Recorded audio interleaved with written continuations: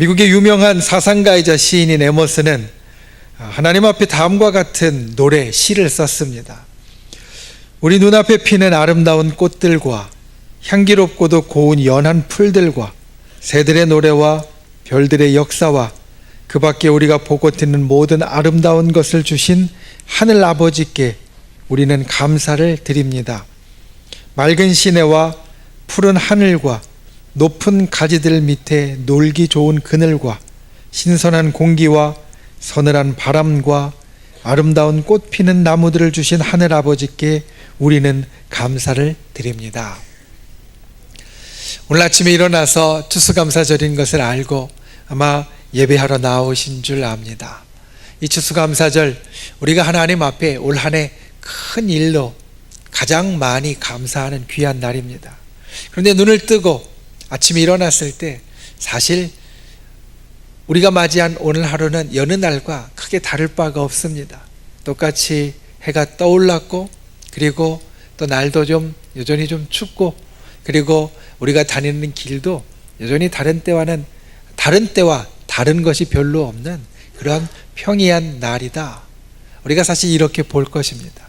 그런데 이 날은 우리가 감사에 대해서 다시 한번 눈을 뜨고 감사에 대해서 우리 속에 새기는 날입니다. 에머슨이 하나님 앞에 감사한 이 시에 보면 사실 우리가 보고 듣는 모든 것이 들어있습니다. 우리 눈앞에 피는 아름다운 꽃들과 풀들과 새들과 별들과 그리고 맑은 시내와 하늘과 그리고 그늘과 공기와 바람과 꽃피는 나무들, 사실 우리 주변에 항상 있는 것들입니다. 그리고 항상 있는 것들을 우리가 바라보면서 때로는 그에 대해서 감상을 느끼기도 하지만 또 때로는 큰 감흥 없이 그냥 있는 것이겠거니 생각하고 지나왔습니다.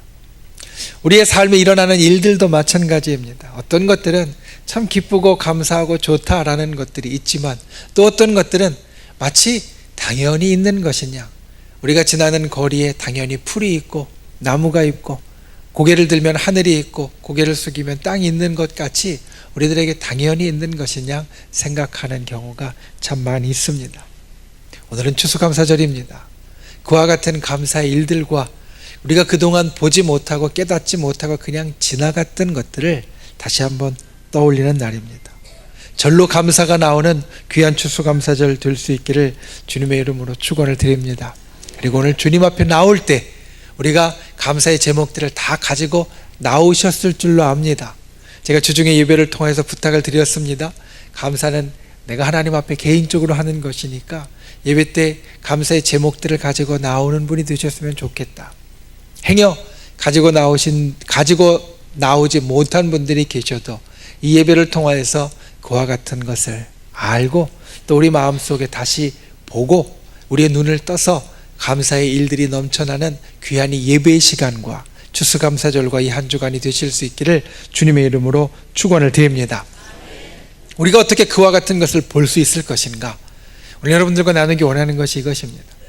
어떻게 우리가 볼 수 있고 우리가 어떻게 느낄 수 있고 그냥 지나치지 않고 또 하나님께서 우리에게 그것을 통하여 무엇을 원하시는가? 첫 번째 오늘 말씀 가운데 보면 하나님을 찬송하는 것을 우리들에게 이야기합니다. 자녀가 부모에게 감사하는 경우가 있습니다. 우리가 부모로서 자녀들에게 어떤 것들을 베풀어 주고 또 무엇을 이제 선물해 주거나 만들어 주거나 이루어 주었을 때 자녀들이 그것을 우리에게 감사하는 경우들이 있습니다. 생각해 보면 그렇습니다. 그 작은 감사가 자녀들이 아버지 어머니 감사합니다 라고 이야기하는 그 한마디 말이 뭐가 그리 좋겠습니까? 세상으로 이야기하면 부모님들은 항상 미치는 장사를 하고 있습니다. 자기가 밖에 나가서 열심히 벌고 힘들게 얻은 것들을 아무 대가 없이 그냥 자녀들에게 줍니다. 자녀들은 가끔 생각나면 툭 던지는 말로 고맙다 말할 뿐입니다. 그러니 이와 같이 미치는 장사가 사실 어디 있겠습니까? 그런데 그 미치는 장사를 하는 부모님들, 어떤 부모님이라도 자녀들이 고맙습니다, 감사합니다 라고 이야기하면 그것에 마음에 흡족하지 않을 사람이 사실 없을 겁니다. 하나님도 제가 볼 때는 참 미치는 장사를 하는 분이십니다. 우리에게 이와 같이 모든 것을 주시는데, 우리에게 이와 같이 모든 것을 만들어 주시고 우리에게 모든 것을 다 있게 하시고 우리에게 그것들로 채워주시는데, 사실 우리의 감사가 뭐 그리 대단하겠습니까?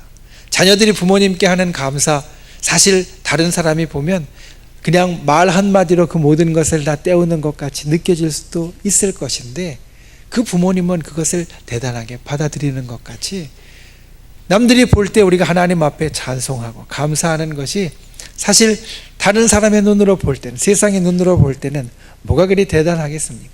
그런데 하나님은 그것이 좋다라고 말씀하십니다. 오늘 말씀에 보면 8절 말씀에 여호와의 인자하심과 인생에게 행하신 기적으로 말미암아 그를 찬송하라 라고 우리들에게 말씀하고 있고, 이사야서 43장 21절 말씀에 보면 이 백성은 내가 나를 위하여 지었나니, 사람들은 하나님께서 하나님을 위하여 지었나니 나를 찬송하게 하려 함이니라, 하나님을 찬송하게 하려 함이니라, 높이게 하려 함이니라, 이렇게 우리들에게 이야기하고 있다라는 겁니다. 하나님은 우리에게 찬송받기를 좋아하시는 분이십니다. 우리에게 감사받기를 좋아하시는 분이십니다. 이 감사절은 그와 같은 것을 주님 앞에 드리는 날입니다. 우리의 입술 가운데, 우리의 마음 가운데 하나님을 높이고 또 하나님 앞에 감사한 것들을 내려놓는 날이 바로 이 날이다라는 겁니다. 오늘 이 시편을 지은 저자는 우리에게 왜 하나님을 찬송하고 우리에게 왜 하나님께 감사할 것인가, 이유를 두 가지를 이야기를 하는데, 첫 번째는 여호와의 인자하심 때문에 그렇다라는 겁니다. 여호와의 인자하심, 우리가 많이 듣는 말이지만 하나님을 찬송하고 하나님 앞에 감사할 때 이 여호와의 인자하심을 어떻게 설명할 수 있을까?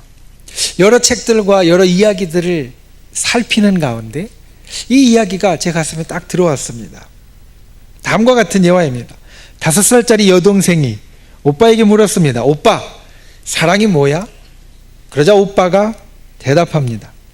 사랑이란 내 가방 속에 있는 초콜릿을 내가 매일 훔쳐먹는 것을 알면서도 내가 초콜릿을 계속 같은 곳에 넣어두는 거란다. 이 이야기를 들으면서 이것이 참 하나님의 인자하심을 우리에게 있어서 가장 잘 나타내주는 말이 아닌가라는 생각을 하게 됩니다. 우리는 날마다 하나님께서 주신 좋은 것을 빼먹습니다. 하나님께서 주신 좋은 것을 몰래 될 수도 있지만 몰래가 아니더라도 그것을 빼먹습니다. 하나님 믿지는 것을 아시는데, 손해보시는 걸 아시는데, 때로는 우리가 입 딱 닫고 아무 말도 안 하는 걸 아시는데 하나님은 여전히 그곳에 초콜릿을 넣어두신다는 겁니다.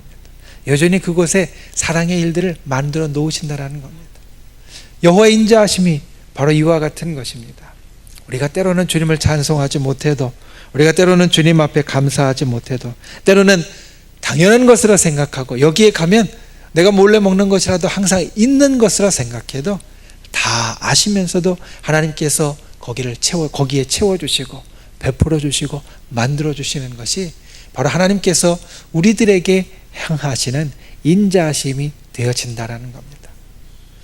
여호와의 이와 같은 인자하심에 우리가 찬송하는 것이 마땅하다. 오늘 우리들에게 이렇게 말합니다. 하나님의 인자하심이 우리에게 있습니다. 저와 여러분은 하나님의 인자하심을 각별하게 경험하는 사람들입니다. 우리가 눈을 뜨지 않아서 보지 못할 뿐이고, 우리가 주의를 기울이지 않아서 알지 못하고 깨닫지 못할 뿐이지, 하나님께서는 우리가 살아가는 모든 일들에 있어서 이와 같이 항상 초콜릿을 넣어두시는 분이 되신다라는 겁니다. 오늘 주님 앞에 그와 같은 감사와 찬송을 올릴 수 있는 분들이 되시기를 바랍니다. 우리의 가슴을 들여다보면 이 속에 우리에게만 있는 감사함, 하나님이 나에게만 주시는 초콜릿이 있을 겁니다. 오늘 시편 기자도 이렇게 이야기합니다. 인생에게 행하신 기적으로 말미암아 그를 찬송한다. 이스라엘 백성이라는 거창한 이름이나 온 세계의 사람들이라는 우리가 사실 생각하기 어려운 넓은 범위나 아니면 우리 교회 전체라는 이와 같은 나와는 때로는 상관이 없을 것 같은 것으로 감사하는 것이 아니라 내 인생에 행하신 기적으로, 내게 베풀어 주신 개인적인 기적으로 하나님 앞에 감사하고 찬송하는 것이 하나님 앞에 마땅하고 하나님이 원하시는 것이다. 우리들에게 이렇게 말씀합니다. 오늘 추수감사절에 이 앞에 있는 모든 곡식들, 사실 우리가 직접 거둔 것도 있지만 거두지 못한 것도 있습니다. 그런데 우리가 감사할 제목은 우리가 거두지 못한 것이 아니라 내가 하나님 앞에 가진 것, 내가 살면서 정말로 하나님 앞에 나에게 채워주신 가장 작은 것 하나, 그것을 생각해서 감사할 수 있는 분들이 되시기를 바랍니다. 다른 사람들은 모르는 것, 다른 사람들은 알 필요도 없는 것, 하나님께서 내게만 채워주신 그 인자하심으로, 하나님께서 내게만 채워주신 그 초콜릿으로 하나님 앞에 감사할 수 있는 분들, 하나님 앞에 찬송을 올릴 수 있는 분들, 그와 같은 저와 여러분이 다 되실 수 있기를 주님의 이름으로 축원을 드립니다. 찬송은 하나님이 원하시는 것입니다. 그리고 그 찬송을 오늘 여호와의 인자하심과 그리고 우리 인생에 행하신 기적으로 말미암아 드리라 말씀합니다.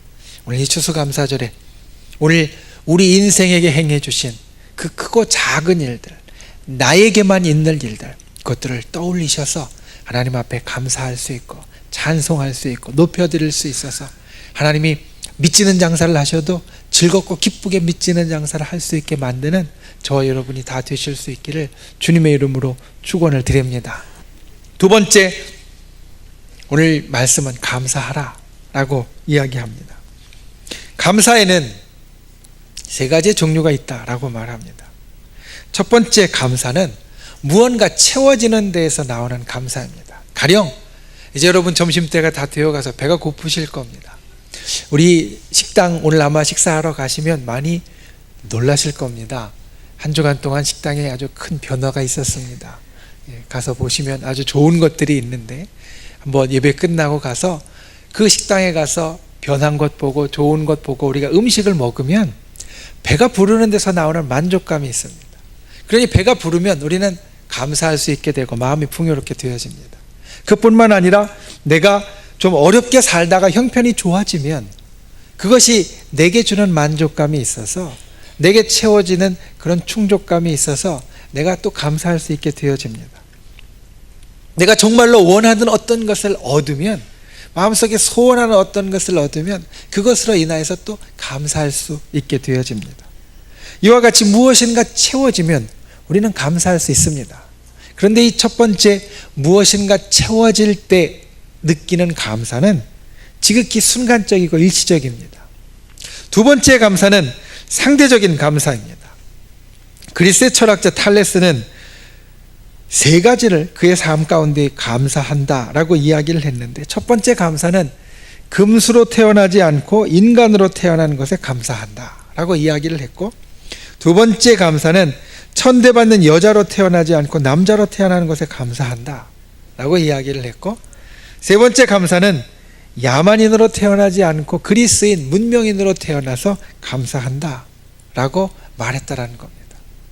우리가 감사할 때 이와 같은 감사를 할 수 있습니다. 가령 탈레스 같이 이 땅에 말도 못하고 그리고 무언가 누리지도 못하고 알지도 못하는 짐승과 같이 태어나지 않고 짐승으로 태어나지 않고 인간으로 태어났으니 짐승과 비교할 때 훨씬 행복하다, 감사하다 느낄 수 있고, 또 이 탈레스가 살던 시대의 여자는 사실은 오늘날의 여자와 비교되지 않는 그러한 좀 연약한 존재였기 때문에 그와 같은 여자로 태어나지 않고 남자로 태어난 것에 비교해보니 감사하다라고 느낄 수도 있고, 또 주변에 있는 개화되지 못하고 문명화되지 못하고 뭔가 누리지도 못하고 알지도 못하는 야만인으로서 살아가지 않고 문명이 발달하니 그리스라는 나라에 태어나서 살게 된 것, 비교해보니 감사하다 말할 수 있습니다. 우리가 살면서 그와 같은 감사를 때로는 갖습니다. 아무개와 비교해보니 내가 참 행복합니다, 감사합니다. 어제와 비교해보니 오늘 나는 참 행복합니다, 감사합니다. 작년과 비교해보니 올해 참 좋은 것 같고 감사합니다 라고 여길 수 있습니다. 이 상대적인 감사는 우리가 생각함으로써 얻을 수 있는 감사입니다. 왜냐하면 지금 당장 내게 채워진 것이 아닌 첫 번째 감사는 내게 무언가 채워졌을 때 나오는 감사라고 했는데, 당장 내게 무언가 채워지지 않았더라도 내가 생각하면서 비교하면서 감사할 수 있습니다. 그런데 이 감사는 때로는 기준이 흔들리거나 판단이 불확실해지면 없어집니다. 짐승보다 인간으로 태어나서 감사했는데 인간으로 태어난 나보다 훨씬 더 부유하고 고난이 있는 다른 어떤 사람과 비교의 대상이 되어지면 그 감사가 순식간에 없어집니다.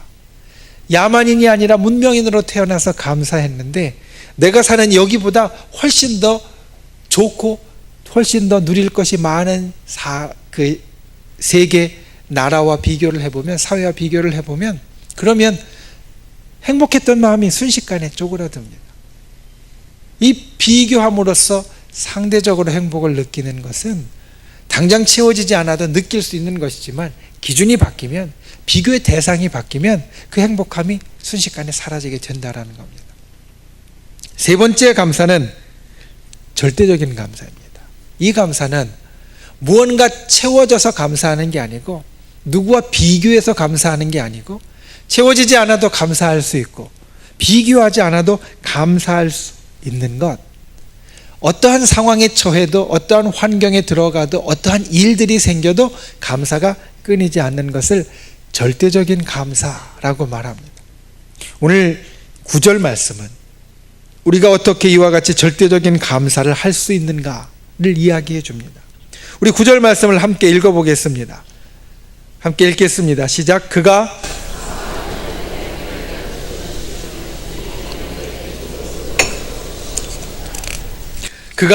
사모하는 영혼에게 만족을 주시며 줄인 영혼에게 좋은 것으로 채워주신다. 절대적으로 감사할 수 있는 비결을 사실 오늘 이 9절 말씀을 우리들에게 이야기해 줍니다. 종교개혁을 했던 마틴 루터는 참 힘든 삶을 살았습니다. 그가 바른 것을 주장하고 또 올바른 신앙을 찾기 위하여서 주변에 많은 어려운 일들 그리고 고난들을 당했습니다. 그런데 그가 나중에 자기의 삶을 돌이켜보면서 자신의 시대와 자신의 인생을 돌이켜보면서 명상록에서 이와 같은 고백을 합니다. 더 많고 큰 은혜는 우리의 짐이 더 무거워질 때 주어집니다. 우리의 수고가 더 커질 때 은혜의 힘도 커집니다. 시험이 많을수록 하나님의 자비가 증가하고 고통이 더할수록 하나님의 은혜도 더해집니다. 나의 인내의 창고가 꽉 차버리고 내 힘이 거의 막판에 달하고 내 자원이 고갈되어 가는 때 하나님의 은혜는 드디어 시작하고 있는 것입니다. 하나님은 세상이 어두울수록 은혜의 빛이 더 필요하다는 사실을 알고 계십니다. 루터의 고백은 무엇이냐? 살면서 당연히 불평이 나올 만한 때, 원망이 나올 만할 때, 짐이 무거워지고 고통이 중해지고 내 인내심은 이제 한계에 도달하고 내 힘은 더 이상 할 수 없을 정도로 끝까지 달했고 내가 할 수 있는 그런 노력들이나 내 자원, 내가 갖고 있는 것들도 다 고갈되어 갈 때 원망이 나오거나 불평이 나오거나 한탄이 나오거나 이제 쓰러져서 아무것도 못한 것 같을 때 하나님의 은혜가 시작되고 있고 하나님은 그때 우리들에게 빛이 더 필요하다는 것을 알아서 더 힘써 일하시는 분이 된다라는 겁니다. 우리의 수고가 더 커질수록 은혜의 힘도 더 커진다라는 겁니다. 이것이 그에게 있어서 감사할 수 있고 기뻐할 수 있는 비결이 되었다라고 말합니다. 9절 말씀, 사모하는 영혼에게 만족을 주시며 줄인 영혼에게 좋은 것으로 채워주신다. 채워주신다. 보면 채워주셨다가 아니라 채워주신다라고 말씀합니다. 여러분, 우리가 절대적으로 감사할 수 있는 것은 믿음이 있을 때 가능합니다. 내가 힘들고 어려워도, 내가 다른 사람과 비교해서 연약한 것 같아도 하나님은 여전히 나를 붙잡아 주시고 내게 힘 주시고 내게 능력 주시고 나를 채워주시고 나를 더 풍요롭게 해주신다는 것을 믿을 때에 우리가 주님 앞에 감사할 수 있다라는 겁니다. 저와 여러분이 그와 같은 감사를 주님 앞에 드릴 수 있는 분들이 되시기를 주님의 이름으로 축원을 드립니다. 진실로 우리가 주님 앞에 감사할 수 있는 것은 내게 있는 일들 뿐만 아니라 내게 있을 일들 때문이고, 내게 있을 일들은 우리가 믿음으로 바라볼 때 우리 눈에 보여지고 우리가 소망으로 우리가 나아갈 때 우리들 삶에 실제적으로 나타나게 되어진다라는 겁니다. 세상에서의 감사는 상대적인 것이지만 이 감사를 절대적으로 만드는 것이 주님 앞에 갖는 믿음이고 믿음의 고백이 되어집니다. 저와 여러분이 그와 같은 믿음에서 나오는 절대적인 감사를 언제나 우리 입술 가운데 끊이지 않도록 하시는 그런 분들이 다 되실 수 있기를 주님의 이름으로 축원을 드립니다. 말씀을 맺습니다. 공자께서 자기가 싫어하는 인간이 이런 인간들이 있다라고 이야기를 했습니다. 첫 번째, 타인의 실패를 기뻐하는 자, 싫다라는 겁니다. 두 번째, 윗사람을 헐뜯는 자, 특히 앞에서는 맞장구 치고 뒤에서는 욕하는 자, 싫다라는 겁니다. 셋째, 용기는 있지만 예의는 없는 자, 못되고 싫다라고 이야기를 하고, 네 번째, 은혜를 원수로 갚는 자, 곧 감사할 줄 모르는 자, 성자라고 이야기한 성인이라고 이야기되는 공자께서 이러한 사람들은 자기가 정말 싫다라고 말했다라는 겁니다. 다른 사람들은 이해가 갑니다. 타인의 실패를 기뻐하는 자, 참 우리 눈에 보기에 꼴불견일 겁니다. 당연히 미워할 만합니다. 윗사람을 헐뜯는 자, 앞에서는 맞장구 치는 것 같지만 뒤에서는 욕하는 자, 좋은 이야기 못 들을 겁니다. 옆에서 욕할 때 아마 좋은 사람들이 맞장구 쳐주는 것 같아도 그 속으로는 분명히 좋지 않은 생각들을 하게 될 겁니다. 세 번째, 용기는 있지만 예의는 없는 자, 무례하다라고 판단받을 것이고 어디 가서 사람들에게 호감 얻는 사람으로 살아가기는 쉽지 않을 겁니다.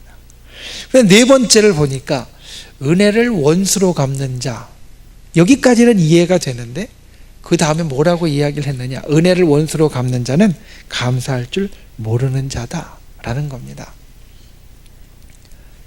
처음에는 이런저런 생각을 하다가 하나님 앞에 다다르니까 이해가 됐습니다.